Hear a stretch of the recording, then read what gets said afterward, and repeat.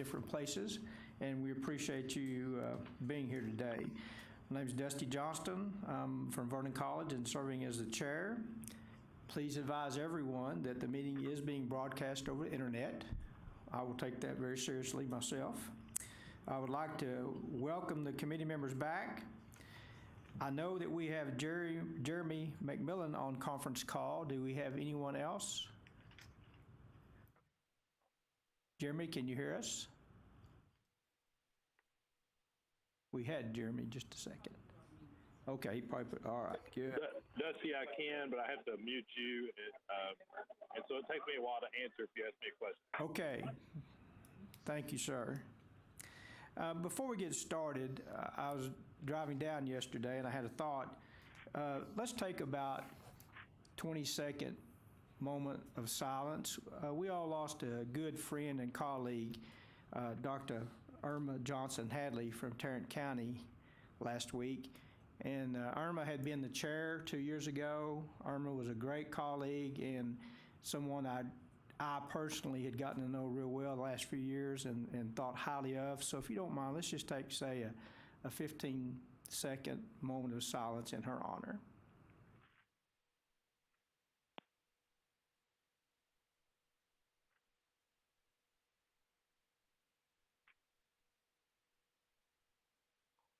Thank you for helping me with that. On the agenda, item 2 is consideration and approval of the minutes from August 12, 2015 meeting. Everyone has the opportunity to see those draft minutes. Do we have any comments, questions, or corrections to the draft minutes?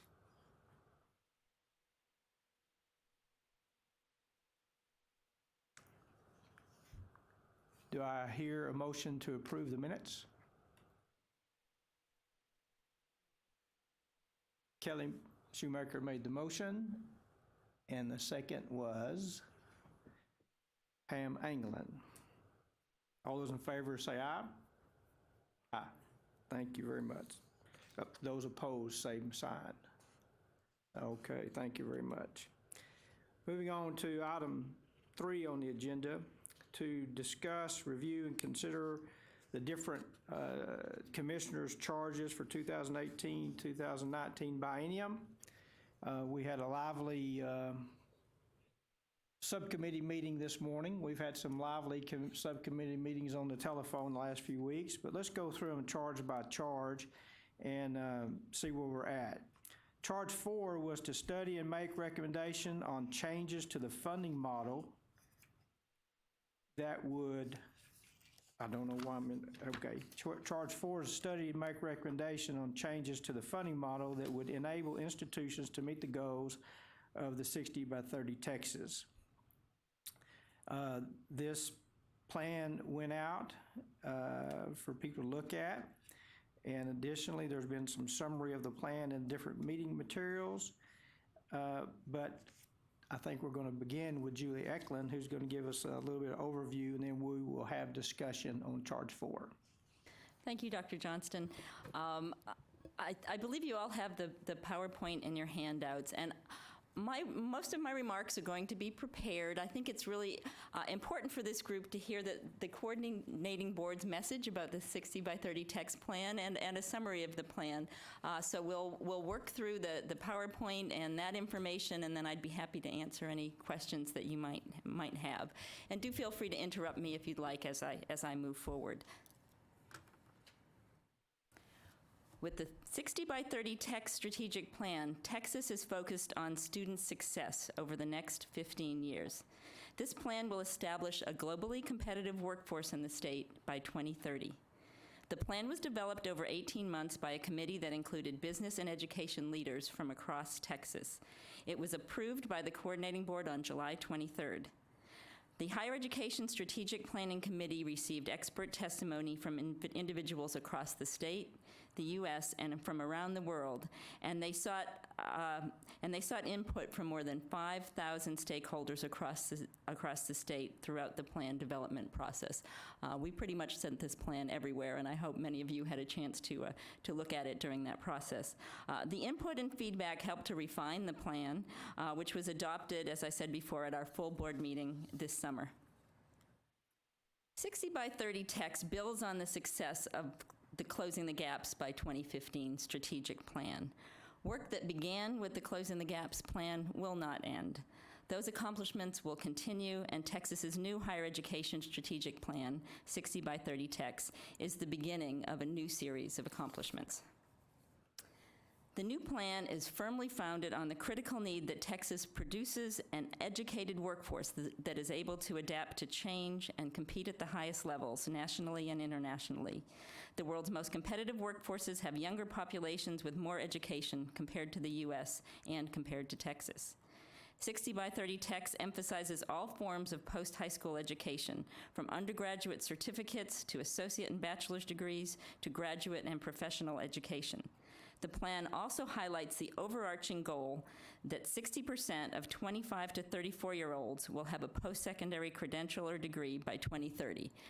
So basically, we have the 60 by 30 text plan, and the overarching goal of the 4 goals is we're calling the 60 by 30 goal. Success of achieving the goals of the plan is going to rest heavily on collaboration among higher education, K-12 education, and the workforce.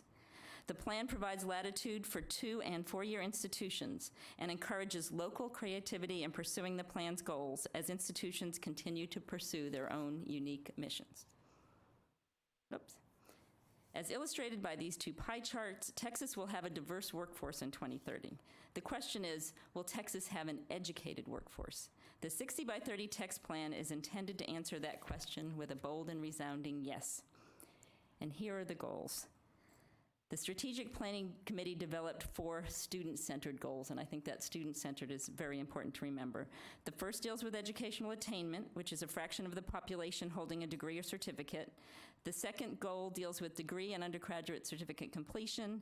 The third highlights the need for graduates to know the marketable skills they have acquired through their degree program. The fourth recognizes the need to address student loan debt. And finally, supporting students through completion to become more actively engaged citizens and to strengthen the Texas economy means addressing college affordability and making explicit the workforce skills that students obtain in their programs. The first and overarching goal, as mentioned before, states that by 2030, at least 60% of Texans ages 25 to 34 will have a post-secondary credential or degree.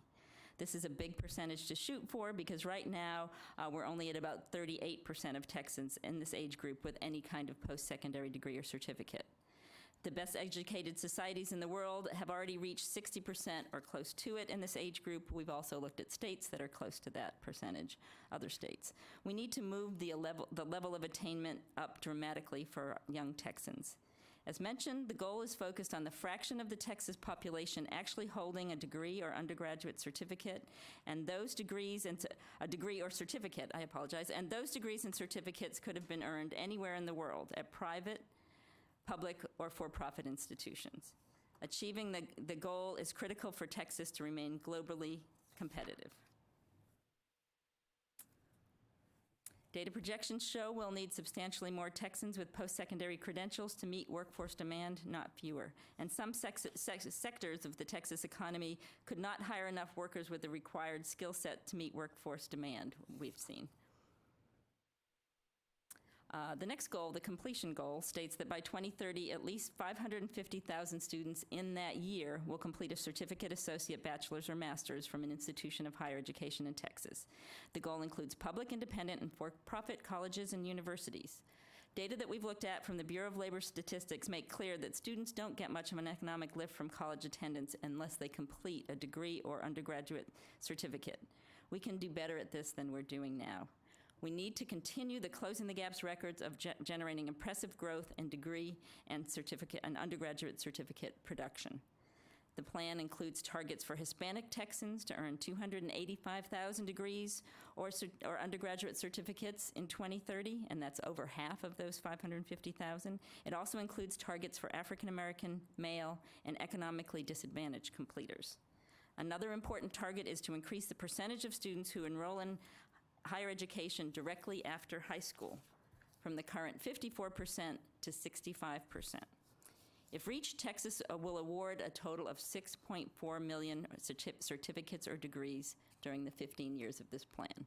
And to put that in perspective, I think Texans were awarded about 2.6 million undergraduate degrees and certificates during closing the gaps. So this is ambitious. The third goal reads, by 2030, all graduates from Texas public institutions of higher education will have completed programs with identified marketable skills.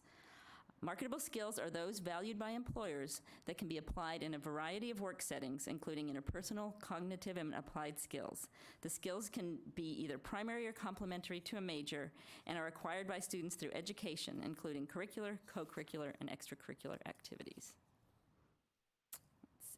All programs develop skills of value in the marketplace, but the plan requires institutions to formally identify those skills for each of its degree programs so that students are aware of and can communicate these skills to future employers. The goal calls for every institution in Texas to articulate those identified skills to students. And this information on the slide is from a 2012 UCLA Higher Education Research Institute study. I think many of you have seen this, where 88% of students who were surveyed identified getting a better job as the most important reason for attending college. The fourth and last goal, by 2030, undergraduate student loan debt will not exceed 60% of first-year wages for graduates of Texas public institutions. We have an opportunity to balance student loan debt and improve how higher education is financed to reduce financial barriers that students and families encounter when pursuing any level of higher education. We think the best way to focus on financial issues is to set the statewide goal of maintaining debt load as measured against student earning power at graduation. And success will require collaboration among elected officials, higher education leaders, and will probably require imaginative reinvention of paths to completion, including methods for teaching and learning. At the state level, a statewide advisory group could determine ways to better advise students and parents on financial aid options and the impact of those options on students' finances before, during, and after their college career. And this is something I think we're already talking about bringing together. I really like this slide. This looks at student debt and the balance between the state, colleges, and universities and the student. An important thing to know is that the 60% goal is currently, it's something we've been calling a maintenance goal, but basically that's where we are now, and we think it's important that we remain there and that we don't have higher debt to income ratio levels. There are several facets to the student debt goal. As I mentioned, we've got the role of the state, role of institutions, and the role of students. It's important that we have a balanced relationship, and all of those agents will make a difference in terms of achieving this goal. All undergraduates with student loan debt who complete a credential from a Texas public 2 and 4 institution are included in the 60% ratio calculation. So we don't include students who do not have debt. This is just students who have debt. But we also have a target under this goal where the target is to have only 50% of the students in the state have student loan debt when they graduate. And that's about where we are right now. So we would like to see that be able to stay at that level or do even better. In terms of this goal, it's really critical to understand it's a statewide goal. We've had some confusion when we presented the plan, and folks have thought, okay, my institution needs to be at 60% for this ratio, or my region needs to be, or my program needs to be. That's not what this is about. This is a statewide goal. We know that for students at universities, the ratio is about 72%. At community colleges, right now, it's about 36%. It varies by degree area and by program, region, type of institution. You know, in certain areas, students seem to borrow more. It probably costs more to live there. So we do see a lot of variability. This is just about for the state. For the state to have something to aim for, that we want to stay right here. We did a lot of interesting research where we looked at whether students at that 60% would be able to afford to start saving for a down payment for a house, would be able to afford to be thinking about retirement, other financial goals. And yes, that can very much be true here, but not if we see this creeping up. But we also understand students in some degree areas are going to have a higher ratio. They might start out making less and make more later. We've seen that pattern with certain degree areas. Some degree areas, we see a different balance. So again, this is a statewide goal. It's not an institutional target for institutions to aim for. I went off my prepared remarks there on that last slide, but I think that's important for this group. And finally, the 60 by 30 text plan is bold. Initial reactions to the plan have been enthusiastic, as you will see with this quote from the executive director of the Texas Association of Business. We've actually had very positive response to the plan. It's been really encouraging. Lots of newspaper articles written about it. It's been very positive. I think it's because it's student-centered. That really appeals to folks. Texas strives to be the best, enabling Texans to enjoy a future with increased incomes, opportunities, and resources through this plan. In closing, Texas will continue to have a diverse population. The ultimate goal of the 60 by 30 text plan is to have a diverse and educated workforce by 2030. So that concludes my remarks. I'm happy to answer any questions about the plan, or if you'd just like to move on to discussion about how this fits in with your charge, that's perfectly fine too. Thank you, Dr. Eklund. We appreciate it. I'll just start off with a couple little comments, and that is that I don't think anybody can argue that that's not a very progressive and high goal-setting plan.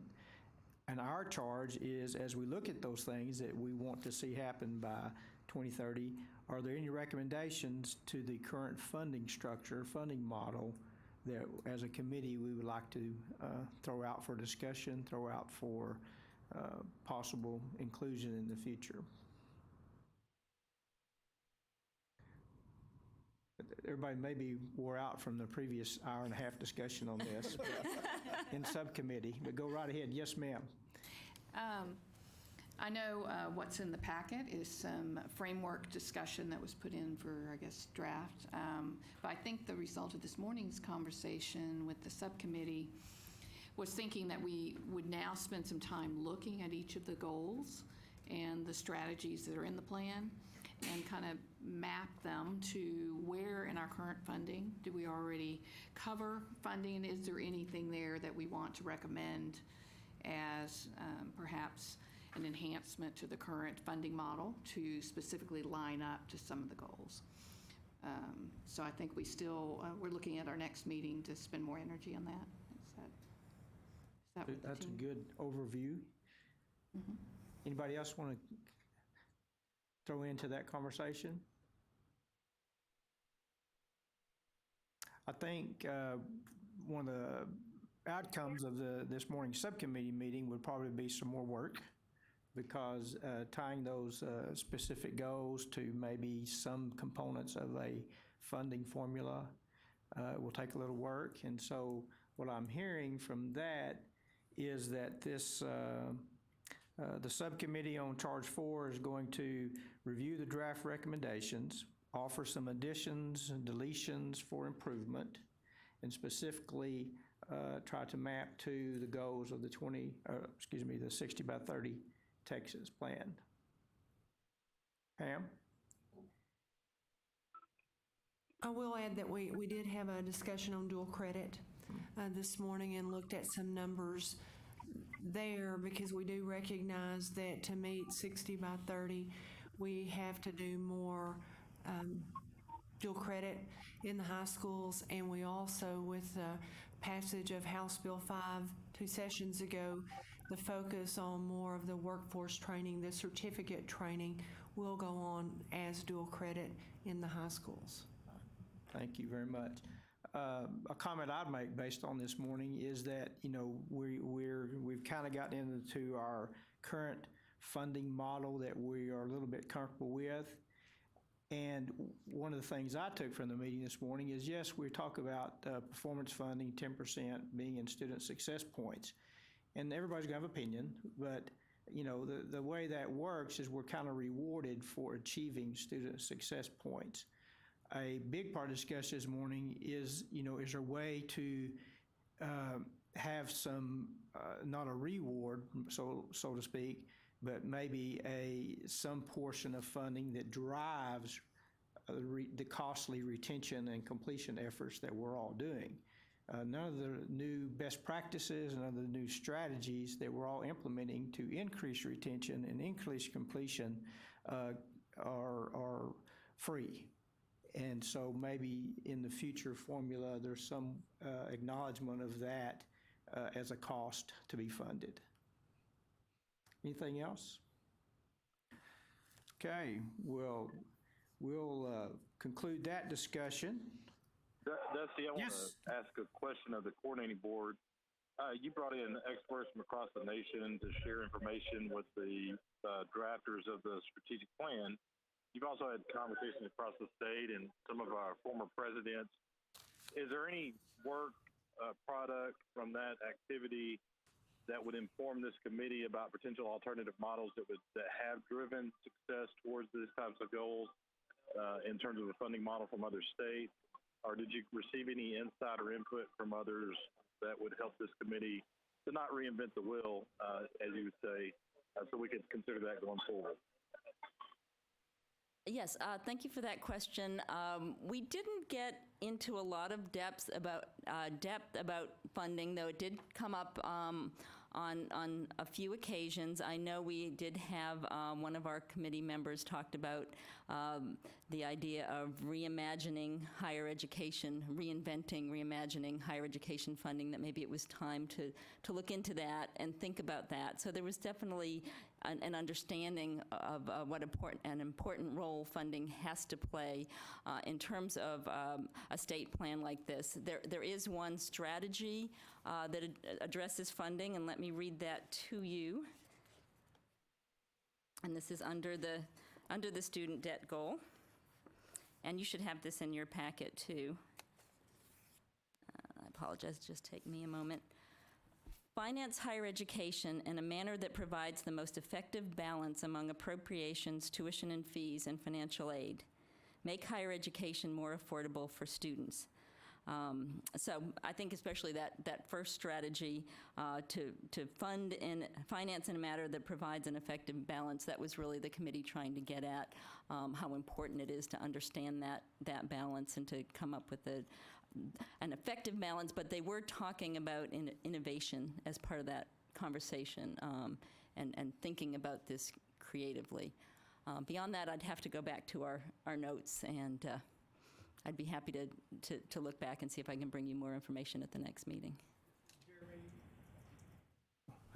Jeremy, as not wanting to overlook the opportunity to sound like a broken record, one of the problems, issues, challenges that we have when we talk about the formula, in my opinion, is that we're trying to come up with a formula that has several variables that produces a recommendation of so many dollars to the legislature, and at the same time, the reality is the formula simply distributes dollars after it's all said and done. So it's a two-edged sword. We got to be careful as we look at what is a production formula and what is a distribution formula to make sure that all the variables make sense to everyone on both sides of that.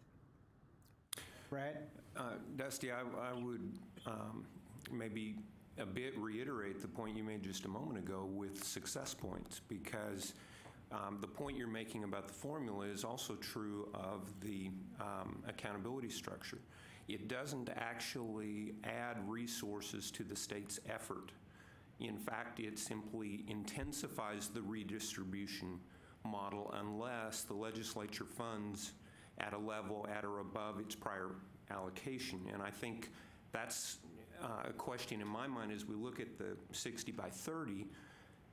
It seems to me we want a structure that encourages discipline on both sides of the effort, both sides being the state's investment and the college's investment and effort. Because if, for example, the funding of those success points goes up and down, as has already been the case in the first test appropriation, that does not strengthen the impact of that strategy over time on college behavior and performance. So there's a sense in which it's a multi-year plan on the part of the state that I would like to suggest we need to make clear requires a multi-year approach in funding that is consistent over that period of time so that institutional behavior will align to the wishes of the state.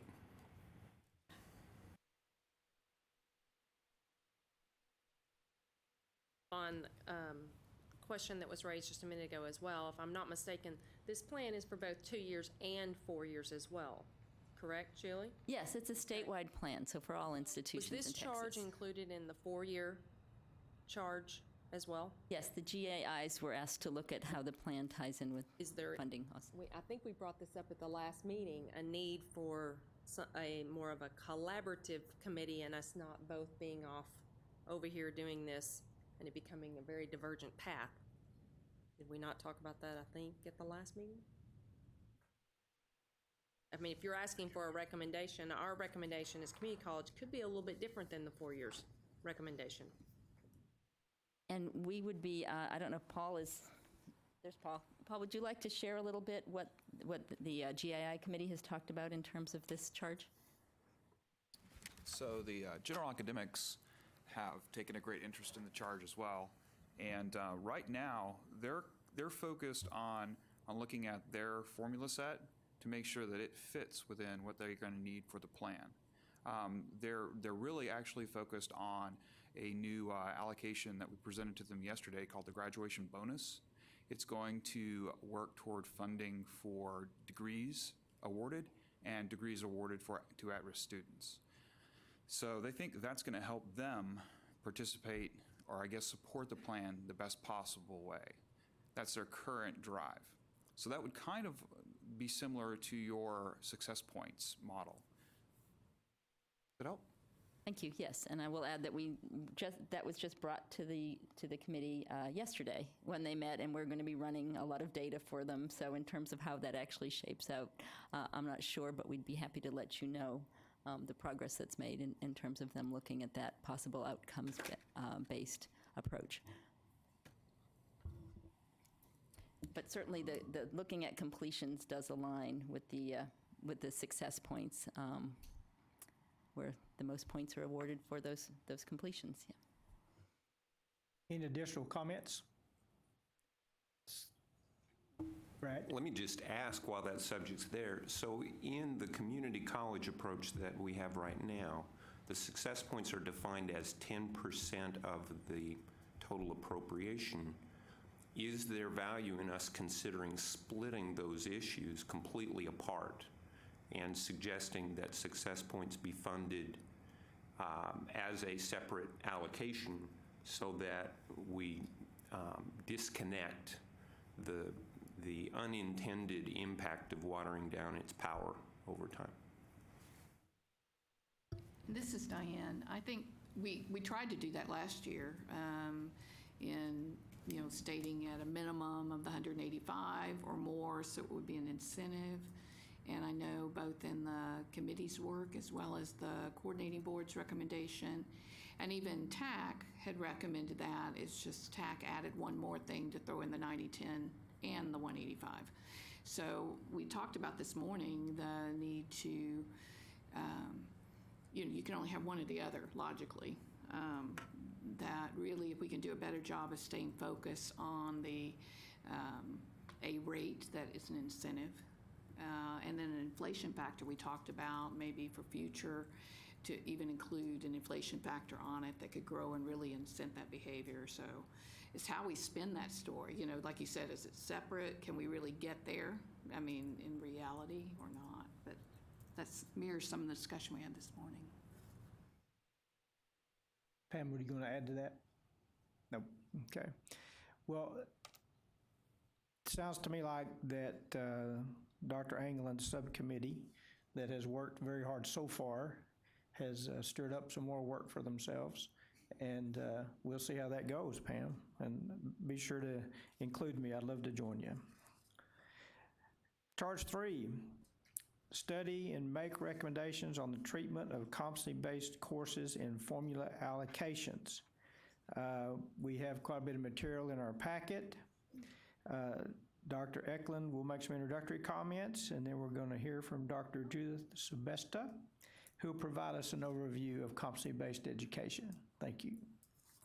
Thank you. I'm happy to introduce Dr. Sebesta, who works here at the coordinating board in our area which handles policy development and innovation. It's a new area under our planning and I'm sorry, Innovation and Policy Development. Innovation and Policy Development under Academic Planning and Policy. Thank you.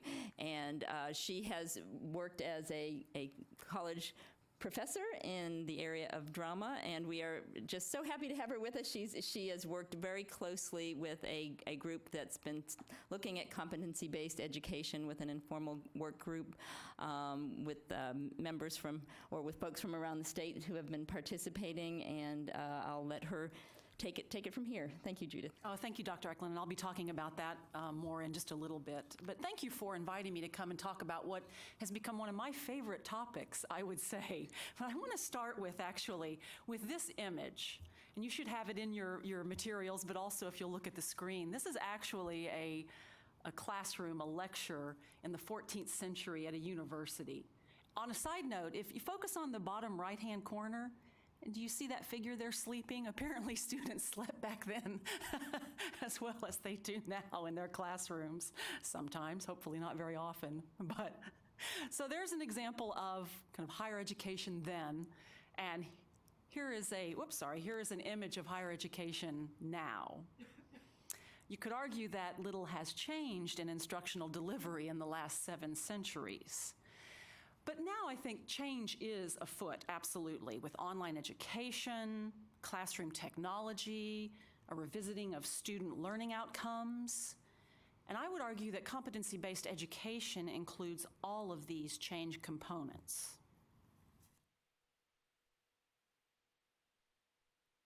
The Department of Education argues this: most fundamentally, students themselves are changing. After long decades of exclusion, college access has expanded opportunities for minority students, first-generation students, and low-income students. In 2015, students are more likely to be older, living away from campus, and may be attending part-time while balancing work and family. Competency-based education is one way to meet the needs of this increasingly non-traditional student body. Latest reports argue that 70% of college students nationwide are considered non-traditional. Also, competency-based education is one very, I think, effective strategy to help fulfill the goals of the new strategic plan for higher ed in Texas, including 60 by 30, completion, marketable skills, and student debt. CBE is mentioned as a strategy to serve adult and non-traditional student populations under both the 60 by 30 and the completion goals. You know, competency-based education is not new. I'm sure everyone here is aware of that. But its current increasingly widespread application to undergraduate education, often through digital technologies, is, you could argue. I myself am not ready yet for a singular definition of competency-based education and its current application to higher education. I prefer to talk about a competency-based education framework, or the structure of competency-based education. And that structure can depend on and vary greatly depending on the context. Let's just say that CBE, though, generally is an outcomes-based alternative to the input-based credit hour-based system of credentialing. Competency-based education has 3 key components, you could argue. Competencies. Student progress is based on demonstration of mastery of these competencies.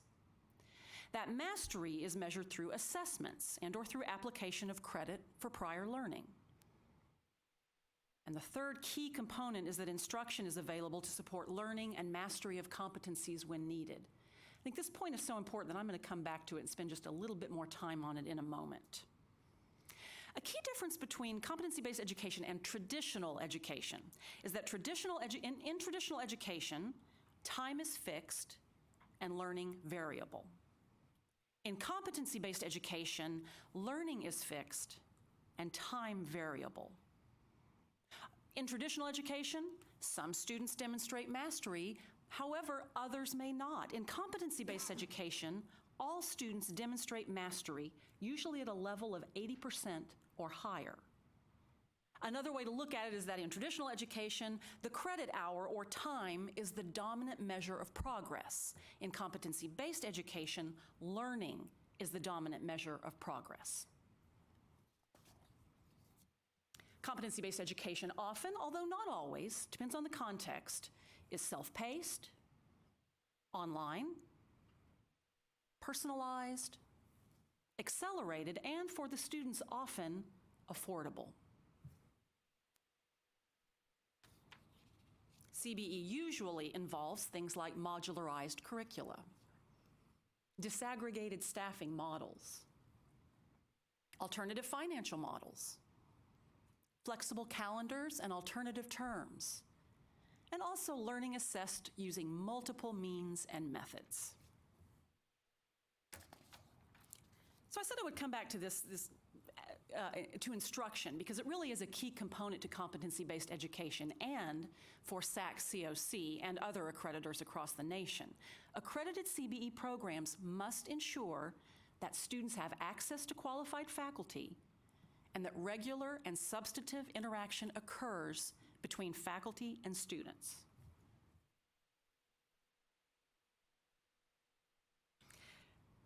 Excuse me. Now, I want to mention that right now, except for one program in Texas, and I'll talk more specifically about our CBE programs in Texas that are in existence and under development, but right now, currently, programs in Texas map back to the credit hour for accreditation, financial aid, transcription, and transferability. So in a way, the unit of instruction still is the semester credit hour. However, it's important to note that the Department of Education has begun the Experimental Sites Initiative, which allows selected institutions to experiment with using direct assessment exclusively and not map back to the semester credit hour for purposes of financial aid.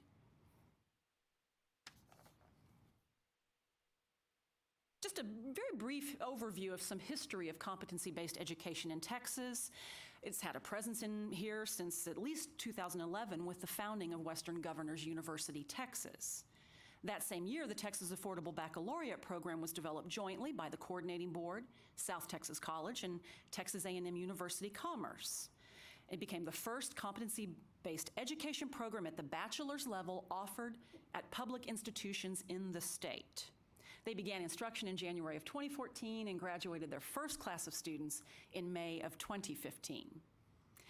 More specifically to community and technical colleges, in 2014, Austin Community College received a Department of Labor Trade Adjustment Assistance Community College and Career Training Round 2 grant, that is a mouthful, to develop a CBE certificate program in programmer training, and I'm going to talk a little bit more about that in a moment. And 2 Texas schools have been named in that Experimental Sites Initiative through the Department of Education, Austin Community College and Dallas Community College District. So competency-based education is definitely growing throughout Texas and beyond, and we've included a map here that includes institutions in Texas, both public and private, that are members of a new work group for competency-based education that the Coordinating Board has formed. I'll talk about that in a moment, but we've got at least 22 Texas institutions, approximately 16 public and 6 independent in Texas that have implemented or are developing or are interested in developing CBE programs. And also, the Council for Adult and Experiential Learning recently announced that, according to their records, nationally, over 600 institutions have or are developing competency-based education. Currently, to my knowledge, 3 community colleges offer CBE programs: Austin Community College, Collin College, and I'll talk a little bit more about them in detail, and Lone Star College, University Park, which offers certs in IT and business. And then TSTC, Texas State Technical College, offers the only direct assessment program in the state currently. So in response to the growing interest in competency-based education in Texas, in May 2015, the Coordinating Board created a very informal network of institutions to share activities, ideas, and resources across institutions relating to CBE. I've got 32 participants right now in this work group, both public and independent institutions. The majority of the members, however, are community colleges. And you can see here on the slide the community colleges that currently are participating in this very informal group. We hold monthly conference calls, and we communicate between calls via a Yammer social site. Our activities include things like,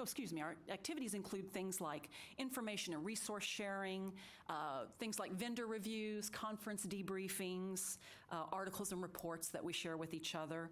We've had guest speakers who have joined our calls to talk about various issues related to competency-based education. We engage in networking with each other, but also members of this group act as liaisons to organizations like the Competency-based Education Network, the Council for Adult and Experiential Learning, and others nationally. We collaborate. One of the projects we've been talking about is the development of an intensive workshop for institutions interested in developing CBE programs in Texas. And then finally, the work group is also helping to facilitate the building and maintenance of an inventory of CBE programs across the state. Now, understand that this right now is just a kind of a list that we are all contributing to on that Yammer social site, but it might be the start of something bigger, I think, in the future in terms of trying to kind of track who is engaging in competency-based education in Texas. So the last thing I wanted to talk about was just kind of give two case studies of what competency-based education looks like at two community colleges in Texas. And the first one, and really one of the institutions at the foreground of these endeavors in Texas, is Austin Community College. They recently began an accelerated programmer training. They call it the APT program. And they have rolling start dates for this program. It is course-based. They are mapping back to courses, but they are an approved experimental site, so they have the approval to not do that in the future. It's online and self-paced and costs the students $80 per credit. And I thought I would throw in a screenshot of what the learning management system looks like, at least one snapshot of that for the student. Here is an example of a list of some of the competency modules that the student can move through. And while you're taking a look at that, I'll just a little more information, some data about their program. This program attracts a fairly well-educated older population who's more than likely currently employed, often in IT. To date, APT has had a total headcount of 635 students with 51 graduates, increasing the computer information technology and computer science completion rate by approximately 50%. Further, because students have been enrolling in twice as many classes through the APT program, the time to completion has decreased significantly. Their graduates have a 90+% success rate in which students have found either employment from one of their 130 industry partners or have chosen to continue their own education. So already they are really finding a great amount of success in this program.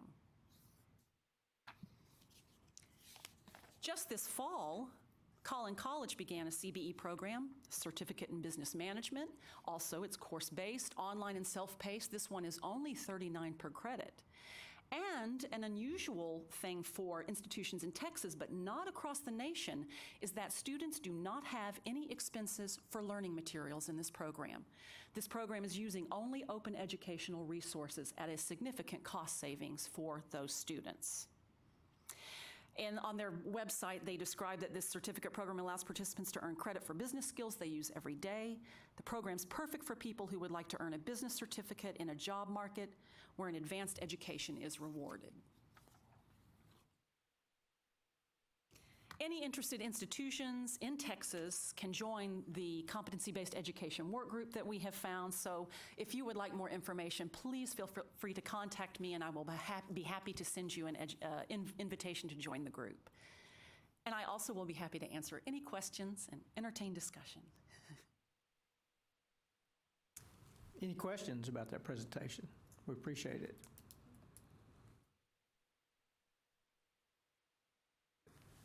As far as our committee, I thought it was a very enlightening presentation about competency-based education.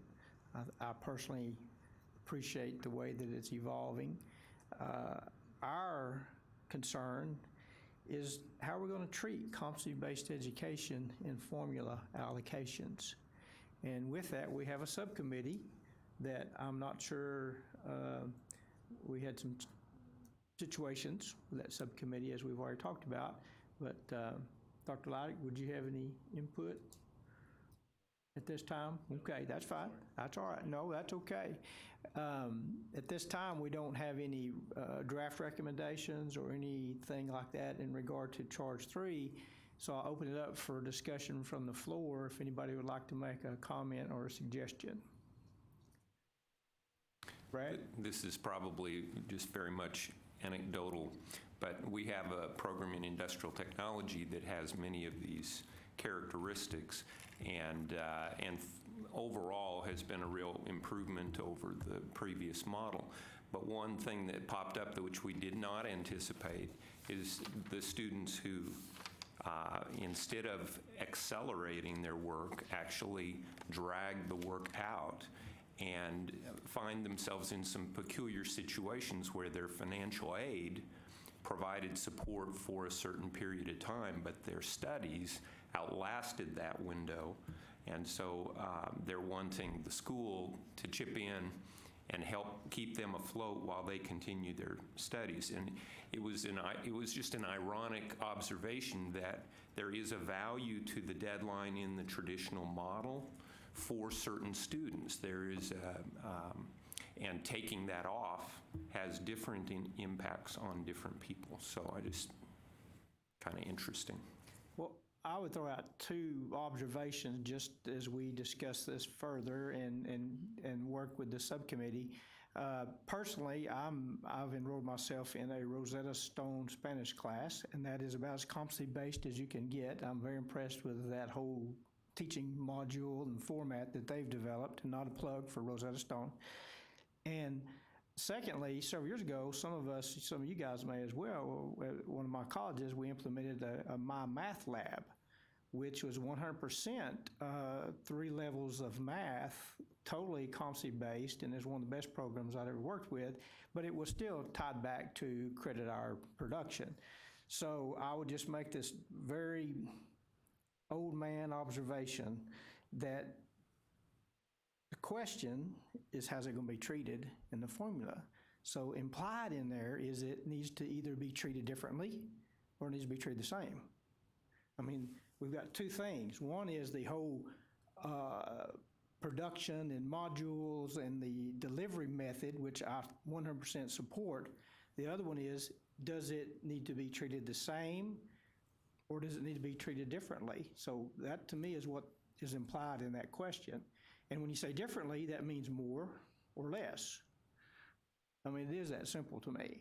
So evidently, there are some people who are dying to know the answer to that question, and it's our charge to come up with a good answer as to how should competency-based education be treated in regard to formula funding.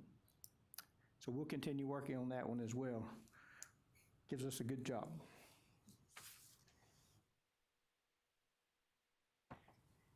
Continuing on, we'll look at Charge 1, which is to study and make recommendations for the appropriate funding levels for core, contact hour, and student success funding.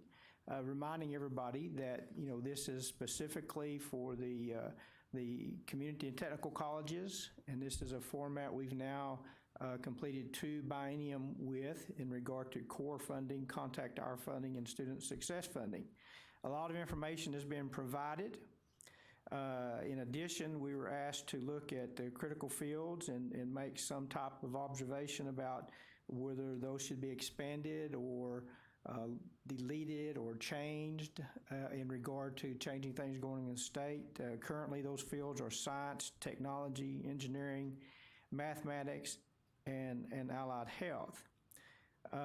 This also was a tremendous amount of discussion in this morning's subcommittee meeting, and so I will throw it out for discussion and remind everybody what would we like to recommend in regard to appropriate funding levels for the core, contact hour, and student success funding.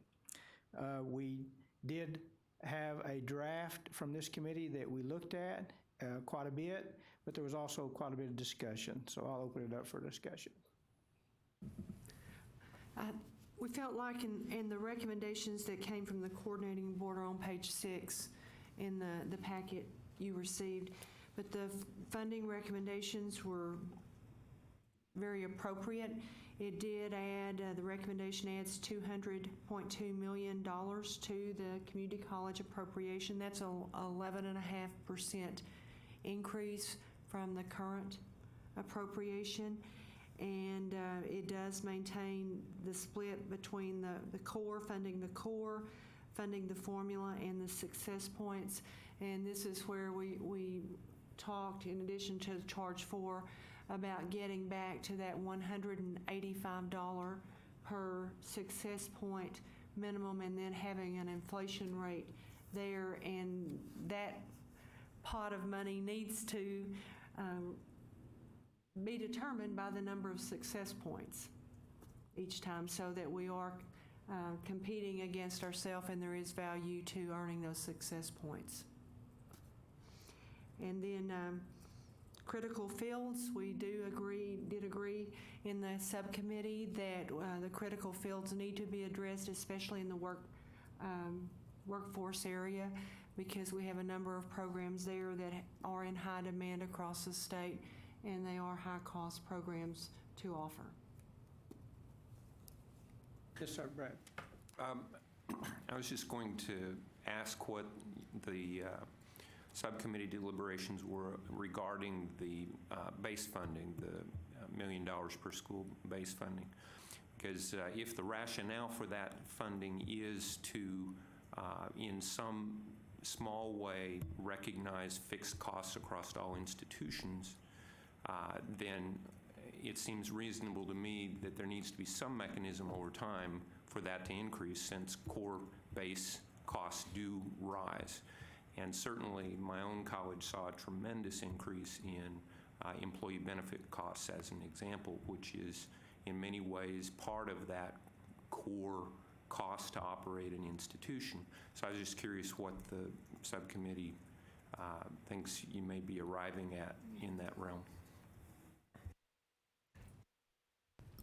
We didn't talk about amount other than the current $50 million per year. I've had that discussion last week with several people in regard to the possibility, when that became 2 sessions ago, when that became the model, it was mentioned at that time that over time that $1 million core operations might increase. And of course, there's lots of variables among size of schools and how that impacts each school. But there was discussion 2 sessions ago about over time that might increase. And of course, one that I would sure like to see that discussion continue. I go back to my two-edged sword, though. Now we're talking about distribution. Instead of a production model versus distribution model. It could be put in there as a recommendation that it go to 1 point whatever million, and that would be part of the production end of that model to make a number come out. And then it would probably be more of a political answer if that would be acceptable to, my opinion, I don't speak for anybody but myself on that one, whether that would be acceptable.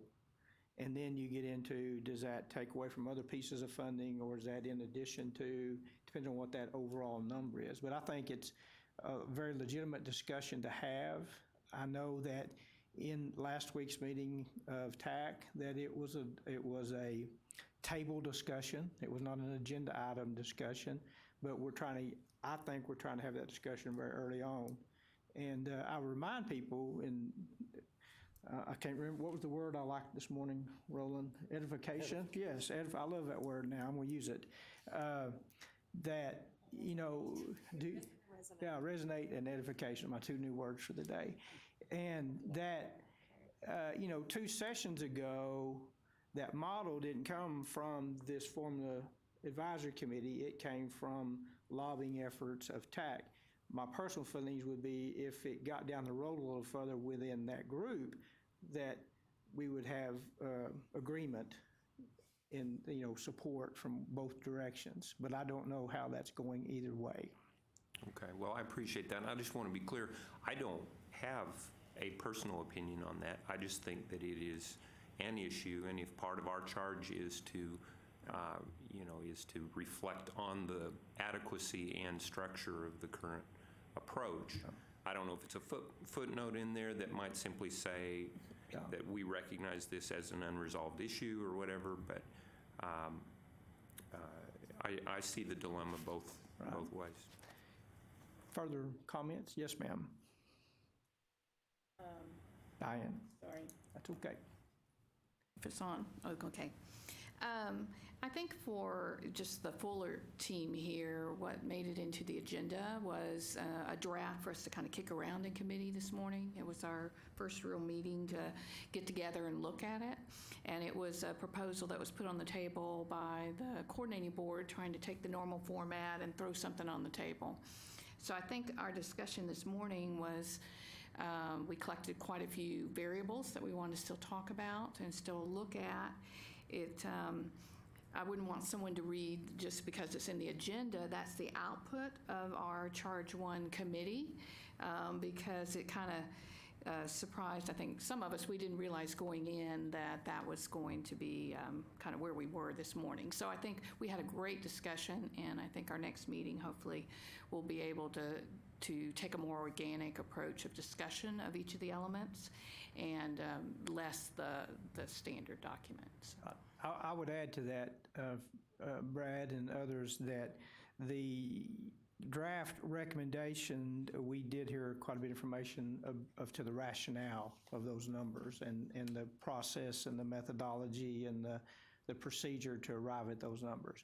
And I think our discussion probably be centered more on distribution variables, and instead of production variables. And I'm sound like a broken record again there, but that's how I view it.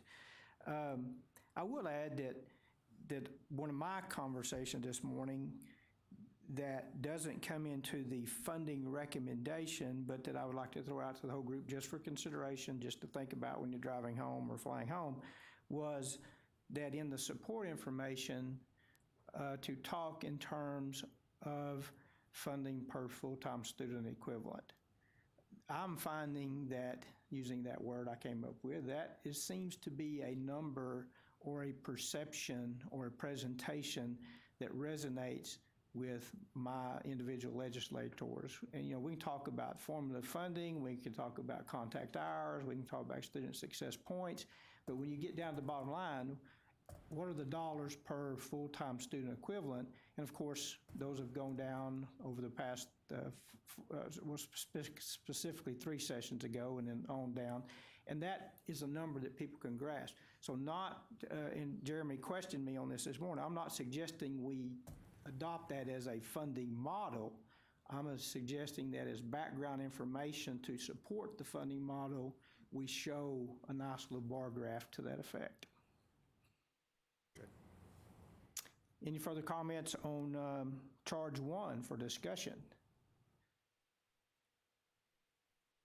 I'm sorry. Yes, ma'am. Just Please. for protocol, I want to understand how we might annotate what's in the handout that we sent to really make it clear the context of what's in the Charge 1 here is still, maybe a little premature for where we are in the committee work. It makes it look very baked, like we're already there, and this is our recommendation because it's in there, as opposed to a separate document that was information provided to the committee to look at and discuss. So maybe it's a format thing. Okay. Yes, and I was going to say, it is a draft, presented as a draft recommendation, and it's my understanding that usually that's what we will bring something forward as kind of a straw man for the groups to take a look at. Am I correct in that understanding?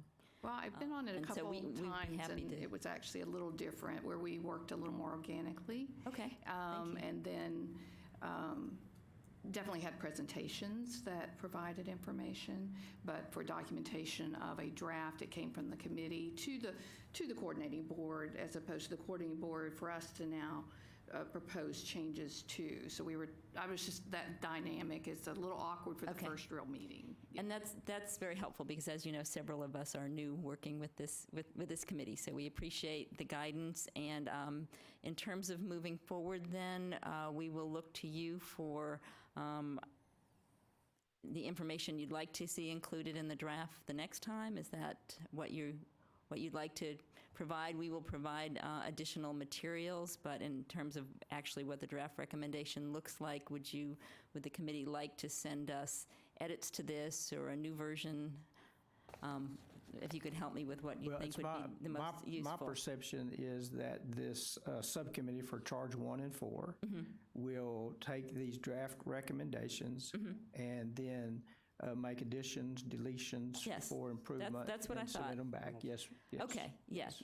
And that's is that right, And Diane? that's what we understood would happen, but if you, and I apologize if this seemed too final or formal, that next time we'll try to get more input, but we will certainly get your input at this point before we bring something to the next meeting for the draft. I think it's just a nuance.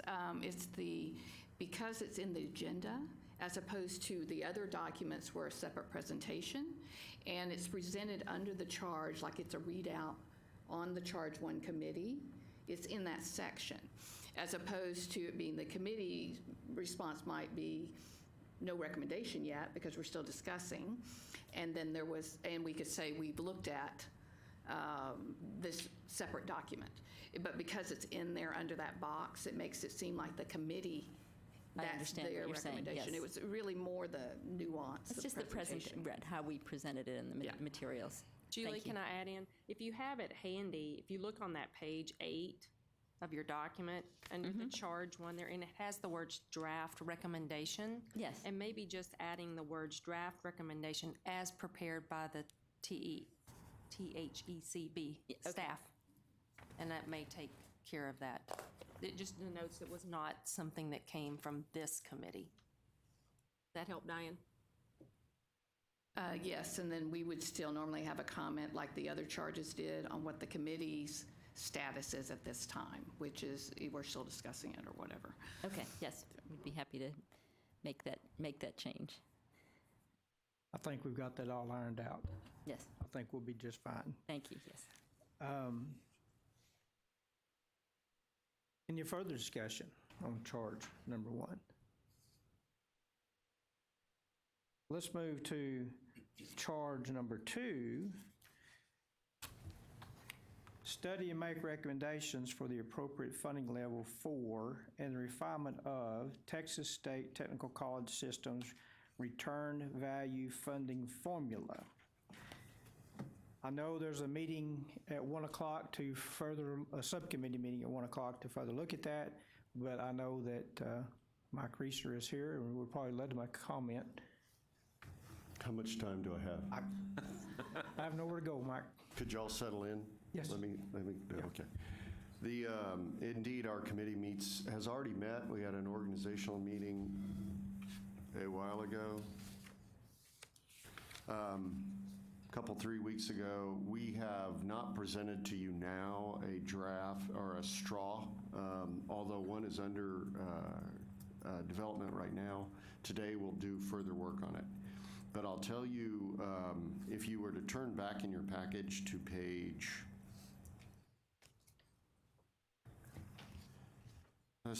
page 4, you'll find in the second block of blue text the charge from the legislature to us. These were contained in the General Appropriations Act, the special provisions section. And it says, I'll excerpt from it, is that we, TSDC, are to work with the Higher Education Coordinating Board, the LBB, and staff, and other relevant agencies to refine and improve the approach. And the really material part of the last couple lines, and shall further the goal of rewarding job placement and graduate earnings, not time in training or contact hours. And so it clearly says to us, reject activity-based funding and replace it with results-based funding. So here are some of the things we're looking at in the subcommittee. The formula has a really easy time handling the main part of college. And that is, the kids who come to college, seek a credential, and then go out to work. But there's two areas that we're studying right now, and that is dual credit and continuing ed. We're studying those because the way in which they were done by TSTC in the past don't necessarily crosswalk really cleanly into this new one, because like most colleges in Texas, a lot of those programs were contact hour driven, meaning that, for example, TSTC did a lot of a la carte kinds of classes, onesie, twosies, that would be provided in dual credit just for the contact hours, and because the ISDs sought those sorts of classes. And today we do them in a comprehensive pathway.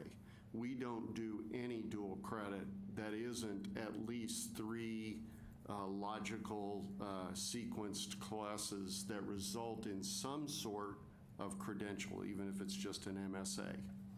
And so we don't do any more of the a la carte. And how we get the formula to measure that is still a bit of a challenge. So the straw that we have standing up right now is, frankly, to continue to do in the next biennium what we've done and what the legislature's done in the past and not count them. So we didn't get paid last time for dual credit, nor do we get paid for CE, and I suggest we probably won't in the recommendation that goes forward. An easy way to understand that is, imagine you're a football team and suddenly the rules change, and instead of getting paid on the points on the scoreboard, you're paid instead on the number of first downs that you achieve. You still have 11 players on the team, you still try to progress the ball, but the notion of a 99-yard run is something you'd never do. You'd just run 11 yards, fall down, get a first down, and then snap the ball again. So the way you play the game really changes, although what you're still trying to do is provide the students with a great ed. That's the kind of change that's going on for us. And so how we look at what we did before and then translate it, or let's call it this, view it with a new lens and then quantify that, is at the heart of this challenge that we're working on right now. And there is no clean correlation between the way it was done before and the way it goes forward, and without a clean correlation, I think we're going to recommend just don't count them. We'll continue to look at that as time goes by and see if we can find a clean way to do it. The second thing that we're working on right now is our infrastructure formula. Across Texas, infrastructure is funded based on contact or credit hours, and that appears to be in direct violation of the intent of the legislature, which is do not use contact hours. And so in the way the straw looks right now, we will probably come back to the big committee with 2 options. One in which infrastructure continues to be driven in the way that it's been driven in the past, although that seems contradictory to paying us strictly on results. And then another one where it creates a rationale for how infrastructure has historically been a certain amount of our funding, and therefore we move it over from contact hours to actual results. And in so doing, lump the infrastructure formula in with the formula, and then TSTC lives with the market risk that comes with how many people can you put to work and how big can their salaries be, and disconnects it from academic activity. So we'll probably have both of those. I could go on for another hour, but that's kind of the gist of where we are right now. And I suspect that in the meeting this afternoon, we will have the straw in a form where we can share it with the rest of the committee. Mr. Chair. Thank you. Anybody got a question or a comment of Mike's presentation? So I can anticipate a nice subcommittee meeting this afternoon. Good. Chairman, it does occur to me that many of the issues that we talked about with competency-based education and formula funding appear to be under close examination in this model. Well, I would offer this. Since we're paid on placement and salaries, we do not have the issues that the community colleges have. And that is, when someone goes to work, it doesn't matter if they went through a competency-based program or a conventional college program. The results are the results, and that's how we get paid. Which is why CBE is so attractive to us, because we think that we can actually get the student through the material faster, notwithstanding the few that have trouble with time management. We think we can get students through there faster and cheaper and into their career goals, and therefore be more effective for Texas. So we're kind of excited about the CBE, which is why we headed that way early, and have the direct assessment approval from DOE and SACS.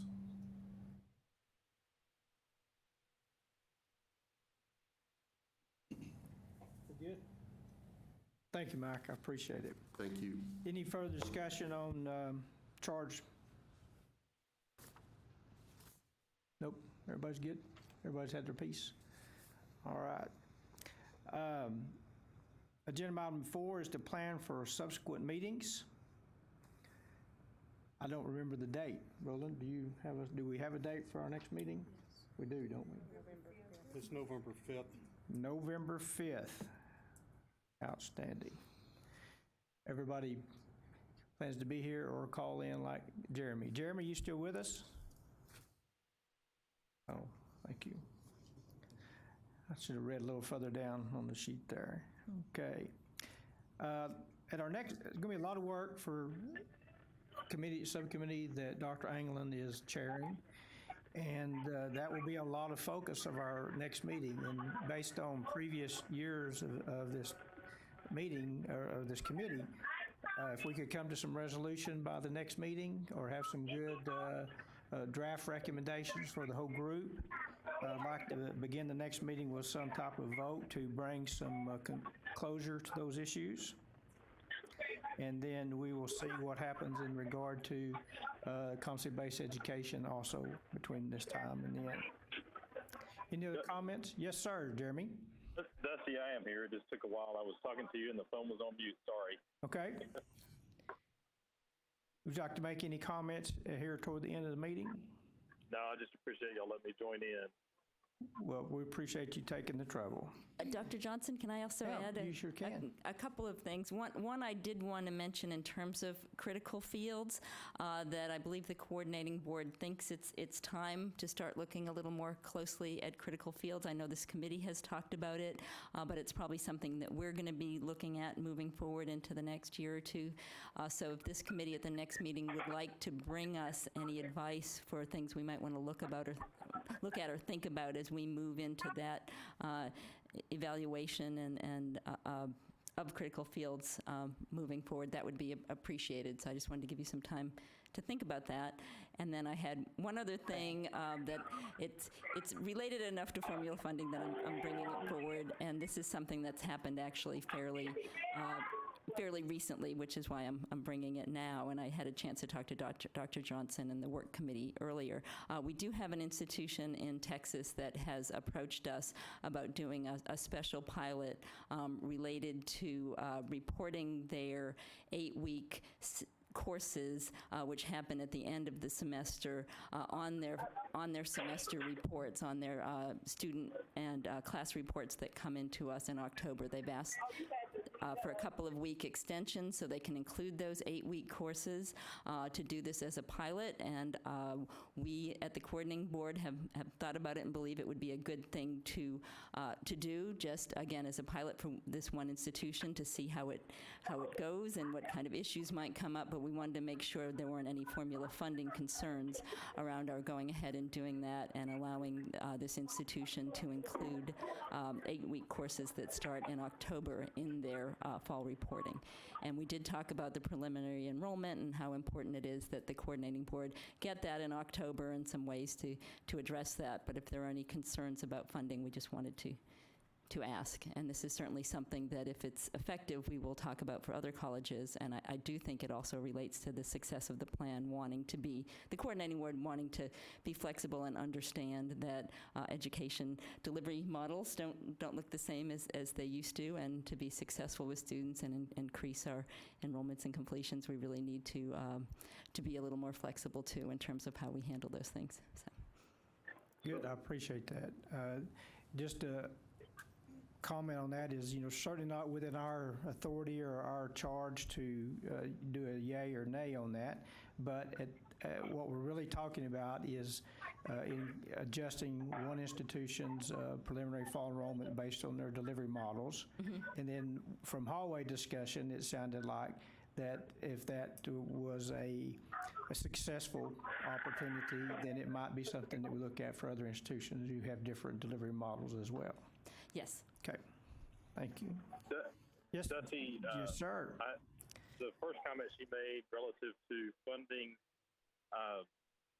based upon critical fields. And so it sounds like maybe the coordinating board's given some thought to that. Can they elaborate on any ideas or models? For example, in the ISDs, students that are in career tech are coded a 3 in the PEAMS area, and those are funded at about 30% more than the regular student would be funded. What sort of models are you asking us to look at? I'll say first, and we'll let Dr. Eklund add to it. I think that it's a little broader than that, Jeremy. I think that we have a traditional view of 5 critical fields: science, technology, engineering, mathematics, allied health, and we know through the current formula that those get a little extra bump for that, both in student success points and in the other side of the model. And the question, I believe, is there anything that needs to be added or deleted from a statewide perspective to the concept of critical fields? That's correct. And the Community College Leadership Council did ask us also to take a look at this. And so we would be happy for your feedback, and we can provide you the specific SIP codes that we do use in terms of the critical fields. And we did have a large workforce study done by RAND looking at sort of supply and demand in areas where we might see some emerging fields or areas that might be critical to the state. So we'll use some of the work that they did as part of the work we do to look at all of this. But we wanted this committee to have the opportunity at one of their next meetings if there's any input you want to provide, whether it's about fields that you see that we're not addressing or any other areas that might relate to this topic. We'd be happy to get your input. Just off, I don't remember where the conversation happened this morning, but example maybe of precision production was thrown out there. I'm not sure what all that means, but it's manufacturing, maybe some high-end manufacturing things. Yeah, processing technology. I think maybe was one that process technician. Yes. So just I think we're just being given the opportunity to provide our input and to some type of revision or change of the critical fields. That's correct. That we do plan to do it. If you wanted to include it in a more formal way, that's up to the committee. But we did want to mention it's something we're going to be looking at. Okay. Any other comments? Questions? If no further questions or point discussions, do I hear a motion to adjourn? So moved. Thank you. Appreciate it. November 5th, 11 o'clock.